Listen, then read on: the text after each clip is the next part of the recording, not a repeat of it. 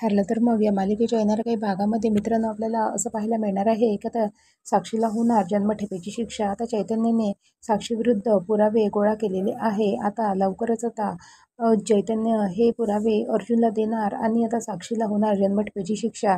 आता सायली जेव्हा बाहेर गेलेली असते, म्हणजे सायली ही प्रियाला भेटायला गेलेली असते, तेव्हा आता चैतन्य हे सायलीच्या कपाटामध्ये तिच्याविरुद्ध पुरावे शोधायला सुरुवात करतो. आता पुरावे जेव्हा तो शोधत असतो तेव्हा चैतन्याच्या हातामध्ये काही पेपर्स, एक रिव्हॉल्वर आणि मोबाईल आणि एक पेनड्राईव्हसुद्धा त्याच्या हातामध्ये लागतो. आता ते हातामध्ये घेऊन आता चैतन्याला तर खूप मोठा धक्काच बसतो आणि तो म्हणतो की साक्षी, तू आपले पुरावे एवढे दिवस इथे लपवून ठेवलेले होते आणि आज माझ्या हातात आलेले आहे. ते पुरावे आता चैतन्य आपल्या हातामध्ये घेतो आणि त्याला खूप मोठा धक्काच बसतो आणि तो म्हणतो की साक्षी, मी तुझ्यावर खूपच मनापासून प्रेम केलेलं होतं गं, पण तू तू त्याची जाणीव ठेवली नाही आणि तू माझ्या विरुद्ध एवढा काही प्लॅन करत होती आणि तू जेलमध्ये जावं नाही आणि तुला वि विलासच्या मर्डर केसची तुला जेलमध्ये जावं लागणार नाही, म्हणूनच तू माझ्या विरुद्ध प्लॅन करून तू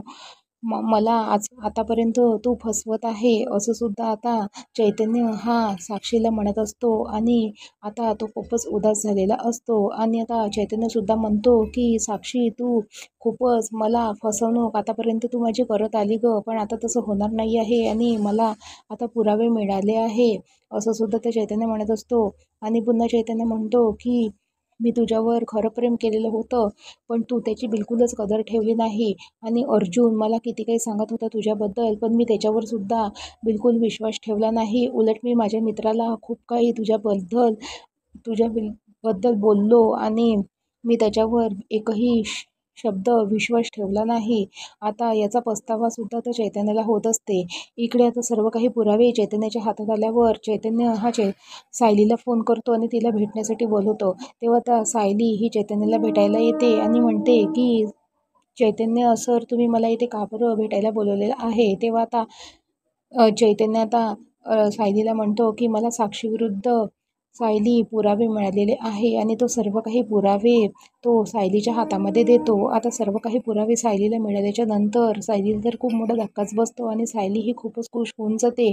तेव्हा आता चैतन्य आता सायलीला म्हणते की आता लवकरात लवकर आता मधुभाऊ हे बाहेर येतील आणि विलासच्या मर्डर केसचे सर्व काही पुरावे मी साक्षीविरुद्ध आता सायली तुला दिलेले आहे आणि लवकरात लवकर आता मधुभाऊ हे जेलमधून बाहेर येणार आणि साक्षी ही जेलमध्ये जाणार, असं सुद्धा चैतन्य आता सायलीला सांगत असते. तेव्हा सायली आता चैतन्याला म्हणत असते की हो, सर्व काही पुरावे आता आपल्या जवळ आहे. तेव्हा आता सायली आता चैतन्याला म्हणते की आता चैतन्य भाऊजी, आता आपल्याला लवकरात लवकर इथून जायला हवं आणि कोणीही आपल्याला इथे पाहायला नको. तेव्हा त्या चैतन्य आता सायलीला म्हणत असते की हो, तुम्ही लवकरात लवकर इथून जा आणि घरी गेल्याच्या नंतर मला फोन करा.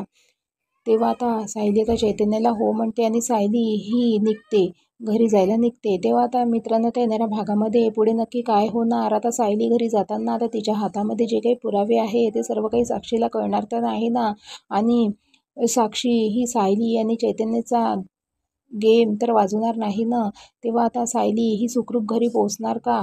तेव्हा आता हे पाहणं तर रंजकच असणार आहे. तर बघत राहा ठरलं तर मग. आणि व्हिडिओ आवडला असेल तर लाईक करा. थँक्यू.